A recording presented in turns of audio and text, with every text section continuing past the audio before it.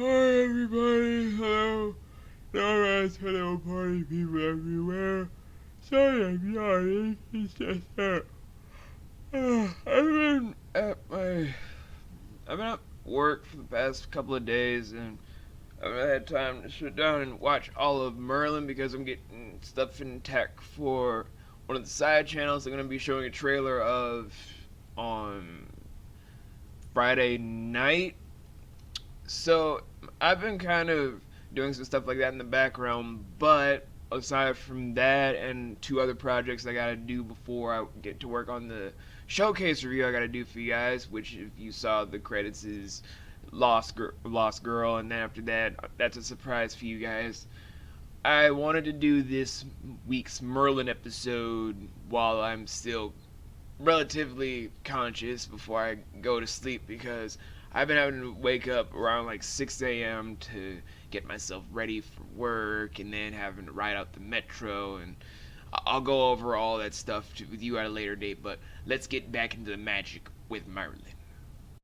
In a land of myth and a time of magic, the destiny of a great kingdom rests on the shoulders of a young boy. His name, Merlin. Hi everyone, and welcome back to the Merlin Weekly Retrospective, where today is episode 3 of season 1, which is the Mark of Nimueh, a turning point in the first season where we're introduced to our first magical antagonist.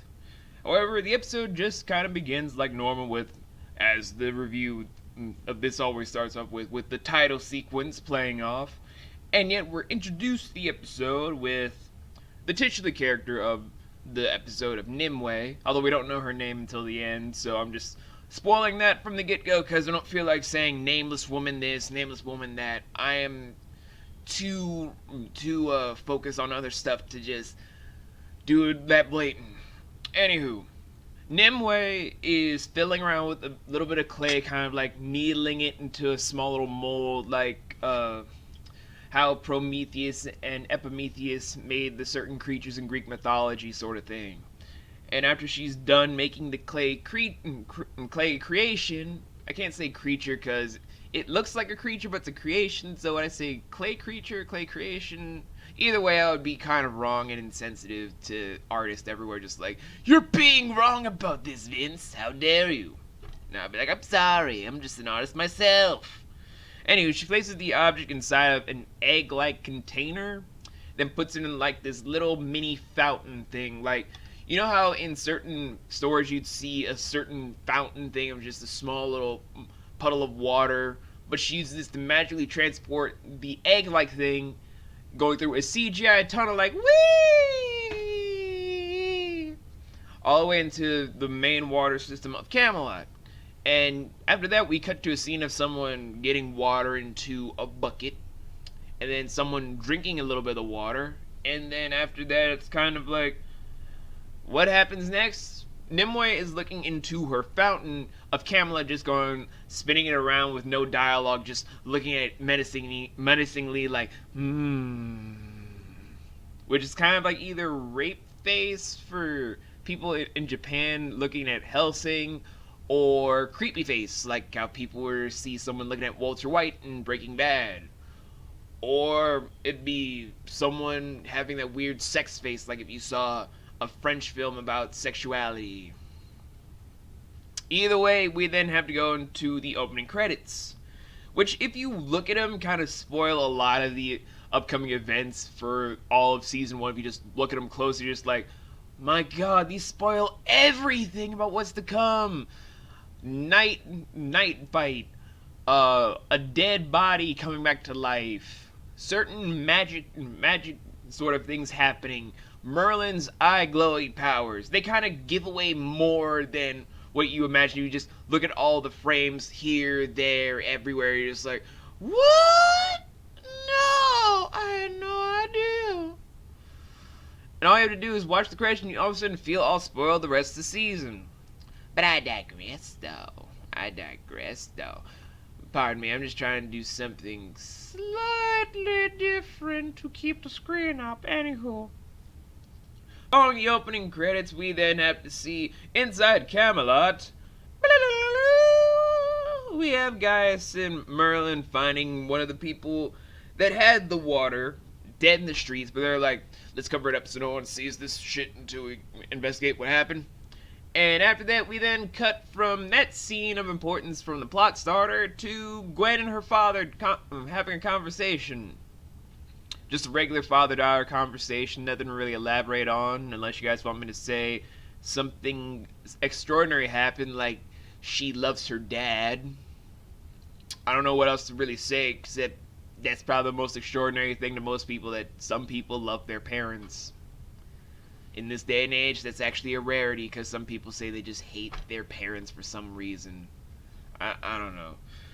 Following that, though, a cheery Gwen with flowers galore runs into Merlin and Gaius just trying to move the dead body to their house to examine it, but she's just getting all nosy, trying to be like, what's under the tarp? What's under the tarp? What's going on? It looks heavy. And then, instead of going on and on, she and Merlin have a shipping moment. Because everyone remembers in Season 1, Series 1, there is no establishing thing of the Arthurian lore to go back to what will really happen with Gwen in the future of Camelot. So everything is like free game for shipping. You could ship Merlin and Gwen, you can ship Merlin and Morgana, you could be one of those people that like to ship romances into romance, like shipping Arthur with Merlin. You guys could do whatever you want in Season 1 before the mythology kicks in, because woo! That is all wide open. But we then have to cut away from that to them taking the body all the way back to their place. But not before we see a scene of Gwen delivering the flowers to Morgana, because she's still sleeping terribly because of hallucinations. Which I would say would allude to something further down the line, but I think a lot of you guys know what I'm talking about if you've seen the series like I have. I'm just saying. But then we cut away from there to Gaius and Merlin examining the body, and all they could say is they don't know what the real cause is, and it kind of seems like really dark magic. Which kind of begs the question of, if it's really the darkest magic, how dark can magic get? Could it be like as dark as Xenu? Could it be as dark as dark matter? Like, how dark are we talking? Are we talking like darker than the darkest skinned person on the planet, kind of dark? Are we talking darker than blackface dark? Are we talking like darker than the color black dark? Can you guys kind of specify what is the darkest kind of magic, so I can understand? Like, put it into this kind of perspective. It kind of goes into people like saying that from the Harry Potter fandom, Voldemort has the darkest of magics, and then we have the Merlin fandom of like, Nimueh casts the darkest of magics. So from a scale of that, how do you scale dark magic? Is it like you have kiddie stuff like what you would see from like a Yu-Gi-Oh kind of related topic? Then you'd have dark magic, kind of like what you would be dealing with Magi Ranger from Super Sentai. I kind of grew up on the Super Sentai footage, so I don't even know what Power Rangers is. And then you have like dark like Voldemort, or is it dark like Nimueh, then dark like... Can you specify that little aspect of how dark magic can get for me, at least for me? But enough about that. What else happens? Well, after examining the body, kind of just like, we don't know what the hell the case may be, since we don't want to rule magic in a kingdom run by a guy that probably smells his own shits and thinks that he's the most end-all be-all ruler of all time. We then have to interrupt this entire program to have Arthur knocking on Merlin's door. And then as soon as Merlin's just like, I'm sorry I'm late, and it was going to explain himself, Arthur has to be a dick, just like, I've gotten used to it. You know, I actually like Arthur after Season 1, so whenever I say Season 1 Arthur deserves like a million punches to the face, I literally mean he could get a million punches to the face from me. And then there's like a giant line of people behind me just waiting to give them the same treatment. But he also then calls Gaius in because his dad wants him, the royal physician, to check out another thing, which is another dead body of unknown means. But then after poking and prodding Gaius when he was just examining the product of the death, we then have to have Uther our favorite kind-hearted ruler, going on about how sorcery is bad. How sorcery is bad. And during that time, he then has Arthur send an entire investigation towards the cause and increase security, as well as watch posts for other victims, as well as lending Merlin to Arthur to find a cure post-haste. However, this episode kind of makes it seem like Merlin and Gaius shouldn't be in the same room for a lot of times, since I'm just going to say this outright. A lot of the scenes I'm going to be skipping over involving Merlin and Gaius are going to be them debating about magic, the state of magic, Merlin's secret, and Merlin doing the right thing even if it comes with bad consequences. That is all that happens throughout most of their interaction, like maybe 75% of their interaction. Only 25 is helpful. I'm just trying to skip over the debate section from them so I can get to the meat of the story. I mean, sure, it is like a life lesson of like, Merlin shouldn't be using magic even if it comes from good-heartedness, but that isn't what the episode is supposed to be focusing on story-wise. Lesson, sure, you can learn the lesson, but we need to focus on where the plot is. Needless to say, though, after that, I'm kind of just writing in my notes when Uther says that, I'm kind of thinking to myself, Uther seems a little bit slave driver-esque when he was saying, lend your servant to Gaius. Where it's kind of like I would hear people saying, lend that Asian derogatory term to that person for sex. Lend that Irish man to the fields to work off his debts, and lend that African American male with this derogatory term out in the fields to get his cotton sort of shit, where I'm kind of thinking to myself, as a minority, this seems very slavey kind of vibe from Uther. A little bit slavey. Anyway, according to the narrative though, Nimueh, from what the entire episode portrays, is actually having the kind of magic that would challenge the very ideals of Camelot's whole non-magic thing, and make it seem like magic should be used to solve magical problems. Which is a problem for some people. And by some people I mean Uther, because no one else would find that a problem. Like, literally, there's millions of stories out there where magic solving magic actually works. If you don't believe me, look at anything involving magic versus magic. That is actually how it's solved. I'm just going to leave it at that, so you guys can just be like, Uther's fucking stupid, because he is. Anywho, we then have a mini montage of soldiers, knights, and Arthur going around Camelot searching for shit, until we have Merlin finding a suffering victim and wants to try and save him, but again, debate thing happens. Trying to skip over those to save time on things. Although I will note this is the one time in all of the first 3 episodes of season 1 where Merlin and Gaius do the stupidest thing.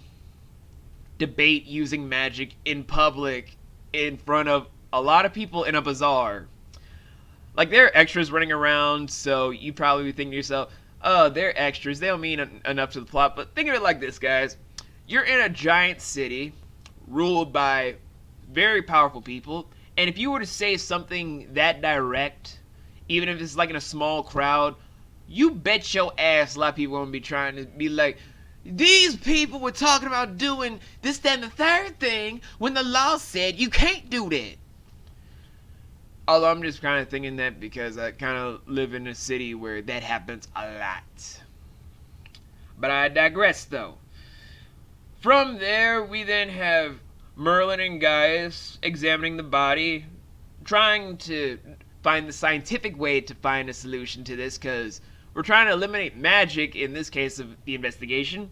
And then Arthur and his goons just run in to just investigate to find out where is the magic source, since they have to expect every part of Camelot to find the people responsible for this plague going on.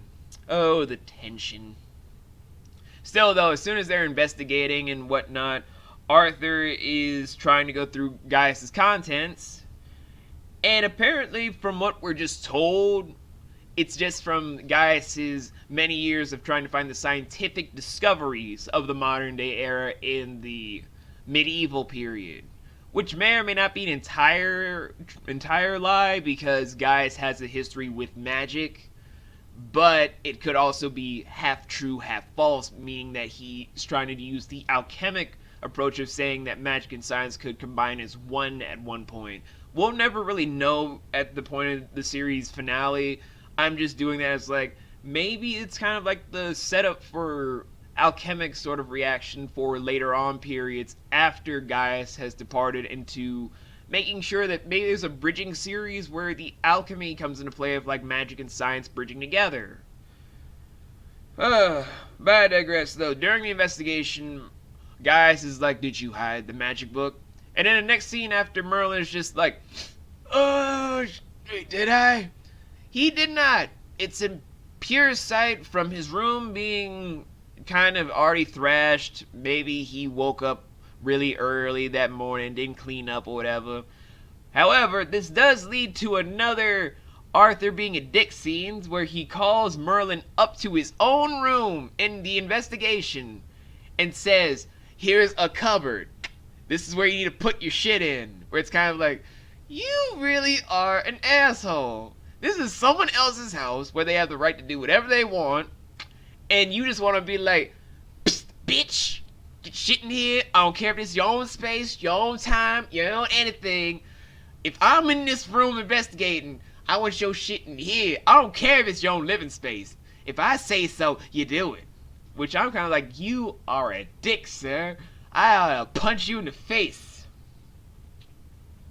God. Still, though, while Arthur is then investigating some more after the dick moment, Merlin decides to use more of his magic to hide the book just in time so that they can leave. But not before Arthur's just like, so when we gonna find a cure, man? Then Gaius had to be that whole shots fired sort of guy, being like, I would be able to find a cure if people stop interrupting me. And I'm thinking to myself, damn, Gaius with the shade, he's leaving him sick burns, though. Still, though, once Arthur and his people leave, they have another debate, which I'm going to skip over again. But it does end up leading to the running theme that we're going to be enduring through a lot of the show, which is the running theme of coming times.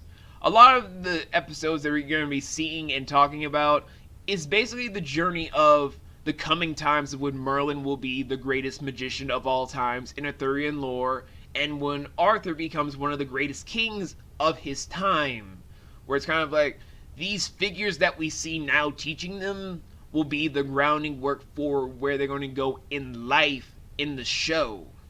Not necessarily in the lore itself, because the lore is a lot different. The mythology is a lot different. However, from this own standpoint here, this is where the running theme goes into of Merlin learning all these magical lessons to become the greatest magician of all times, and Merlin leading Arthur to become one of the greatest kings of all of Ambien. At least I think it's called Ambien. I'm probably wrong. Still, though, the object that Nimueh shot earlier in the episode starts to grow into a creature that seems to be in Camelot's water supply, which is, as you can guess, the cause of the plague. And during that point in the episode, I actually paused the footage at this point to make a note of saying it's either 49 or 50 dead corpses lining the courtyard of Camelot's castle, which is kind of interesting to see how far that grew, and yet how insignificant that is in the number of what you would know from Camelot. From the mythology and the lore, Camelot has around roughly 7,000 citizens, and not counting the royal establishment people of knights and legionnaires, the sort of things, bringing the total up to maybe 7,983.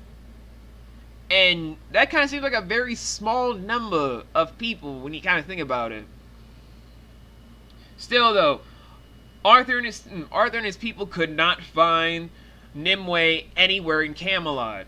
And then Uther is just like, let's issue a curfew, as well as courting the lower town, which is kind of Uther's way of saying let's quarantine the lower part of the town because that's where most of the dead are. We need to have everyone that isn't infected safe and sound, which seems smart, but is a giant dick move when you think about it. And I know a lot about how to pull a dick move, trust me. Still, we then have an Arthur and Uther debate, which happens quite a lot in this episode, with him having a debate with Uther and Morgana having an argument with Uther, and then another argument of Arthur with Uther. So I'm just going to skip over all the argument debates. So we're going to skip over those. And then the next victim shows up right when we're trying to discern whether or not the cast will find out what's going on. And lucky enough, Gaius and Merlin stumble onto one of the most important factors of this curse and plague. That it's not spread through contact, but it's spread through the water supply. The water supply. So Merlin decides to fetch some water from one of the local water pumps. And yet here is where the importance of Gwen's character in the story comes in. Gwen's dad ends up infected with the plague, and she runs straight to Gaius in search of a cure. And then it leads to, yet again, another argument for a small period of time, which I'm going to skip over. I even skipped over in my notes. Because at nighttime, when Gaius is asleep and when people are just being people, Merlin decides to look into a new spell to try and cure Gwen's dad. Which, in hindsight, is a nice thing to do because he's at least saving one person, but there are consequences that we're going to talk about in a few moments. So since the curfew is issued out, he decides to distract one of the guards by using slapstick magic of having a door slightly open and then slap him in the face. And then running straight to Gwen's house to use I know it has a name for the object that he uses, but I keep on... Yeah, the Paltzy. The Paltzy. He uses a magical Paltzy to go straight into Gwen's house to place underneath her dad's pillow, and he uses an incantation to heal him of his ailment, being that he has learned restoration as well as ailment relief magic, which is going to be very useful for him in the long run if you want to follow the lore of sorts. Anywho, during that time, we then have to cut to the morning after these events where a few more people are said to be in the establishing shot of the courtyard, but if you just count it as just like 3 more people, meaning the total is up to either 52 or 53 at best. So that's not really that big a deal. However, Gaius decides to bring his findings to Arthur and Uther, and as soon as Arthur and Uther are discerning what's going on, Uther is just like, as the psychopath that we know, tells Arthur to expand his search all the way to the villages, rather than just admitting that magic should be used to stop this and to cure his people. Which at this point in time, I'll be like, this is when I should use magic. I should lift the ban this once to see if any magic users can help us. This would be a really good time to use magic. But nope. Nope, this is Uther we're talking about. There are no such things as a smart plan. This is no time for that. So, Merlin decides to check in on Gwen, who's very cheery, and almost bumbles on a secret by going on about how is her dad. And his secret's almost out until he decides to pull the NBA NFL card once again by denying and lying until he dies. And then we're treated to some more Gwen and Merlin shipping moments. You guys can have your shipping fare if you want, but we all know it's going to amount to nothing near the finale. Still, though, Arthur, once he hears the news about Gwen's father, investigates him, and he's just kind of curious about how he healed so quickly. And then he all of a sudden goes like, "Wait a minute, let's see. There's a magic user out there, and there's something strange going on here. I know, it has to do something with Gwen. I have to see about her very soon. But first, I have to call my cousin Suzaku."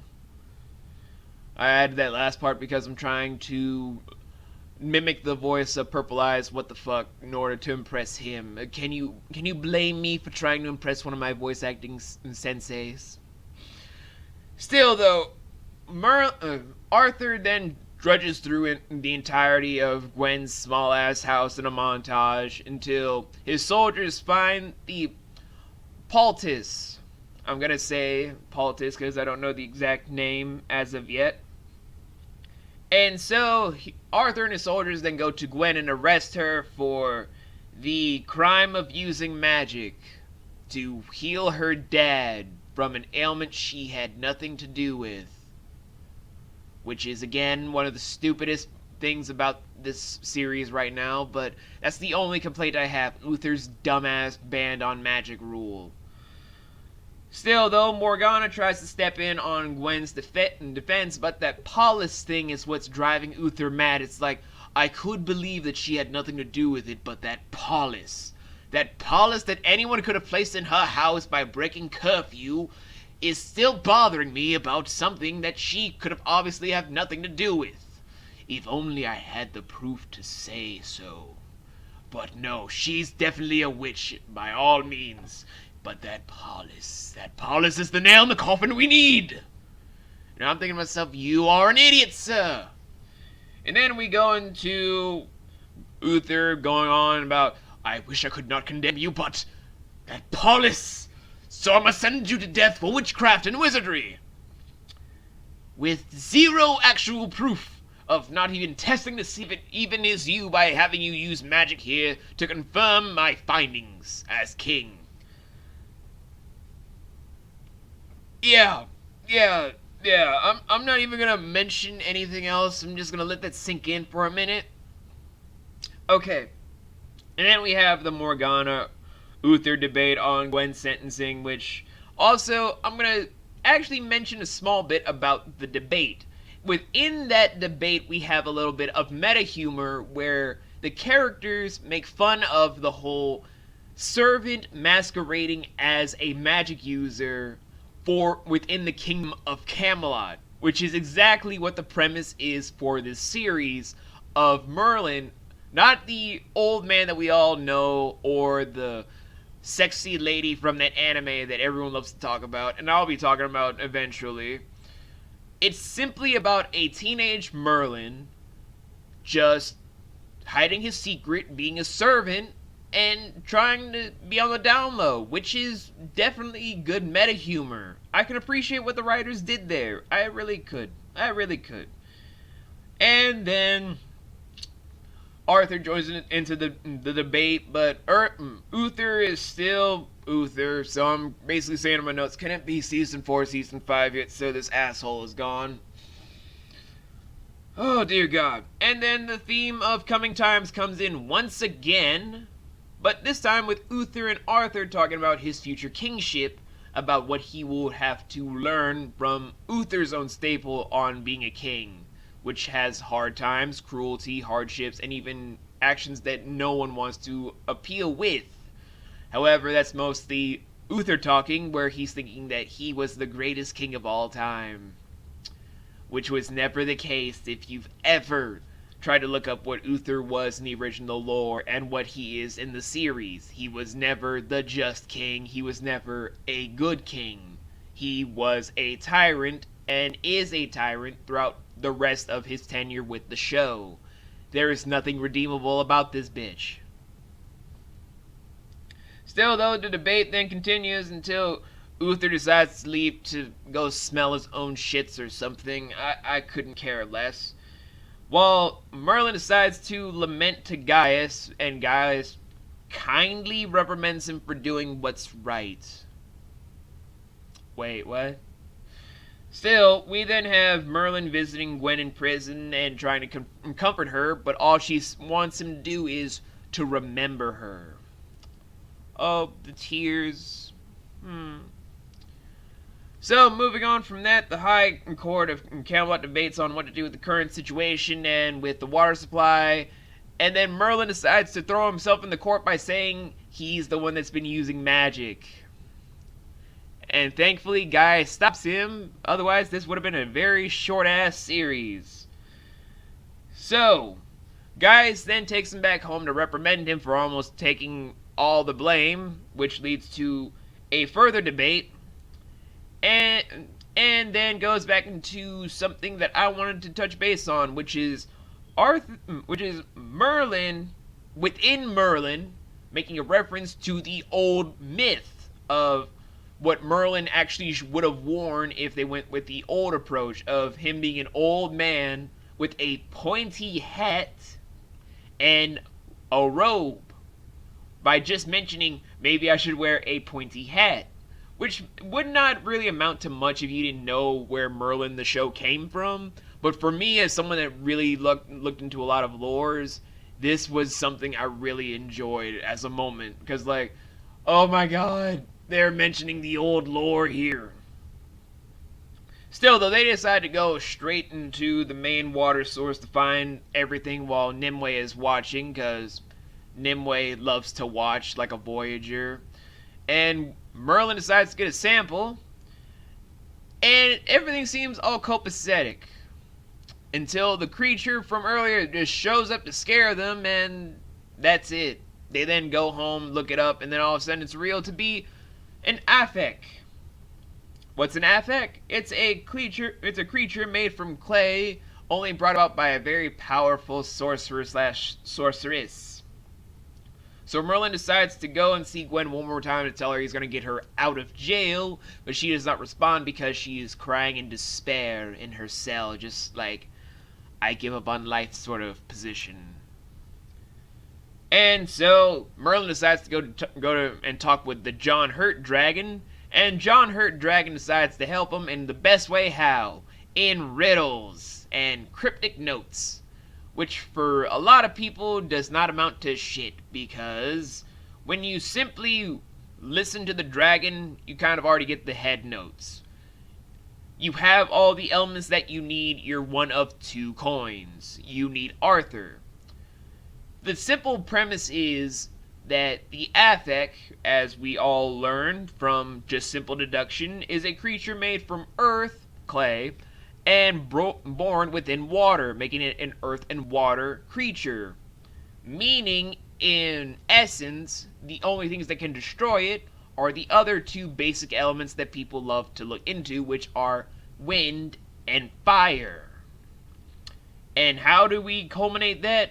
We have Merlin and Gaius getting together, having Morgana just so happen to walk in because the plot demands it, her tricking Arthur into helping them by just kind of insulting his ego, where Arthur, Merlin, and Morgana go into the cavern system to look for the affect.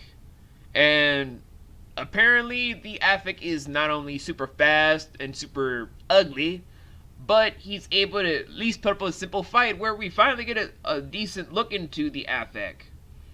Which is, from my own notes, a turtle-gorilla-like hybrid, but with rubbery and a reptile-like skin.